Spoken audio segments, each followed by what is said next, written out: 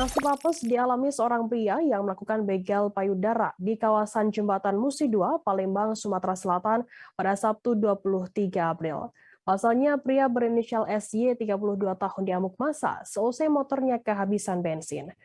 Saat itu ia baru saja melakukan aksi begal payudara terhadap perempuan berinisial AW 19 tahun. Kejadian tersebut bermula saat AW baru saja pulang dari rumah neneknya dan melintas di TKP. SY pun membuntuti korban dari belakang. AW yang curiga kemudian mempercepat laju kendaraan motornya. Namun pelaku SY masih terus membuntuti korban hingga aksi begal payudara pun terjadi. Pelaku kemudian langsung kabur seusai melakukan aksinya. AW sontak berteriak meminta tolong kepada warga. Warga sekitar yang mendengar teriakan AW kemudian berusaha mengejar pelaku. Sekitar 500 meter dari lokasi kejadian, motor yang dikendarai pelaku tiba-tiba berhenti karena kehabisan bensin. Korban dan warga yang mengejar pelaku langsung mengeroyok SY.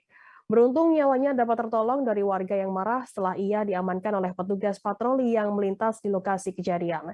Dari pengakuan SY, ia melakukan perbuatan tersebut karena iseng melihat korban sendirian.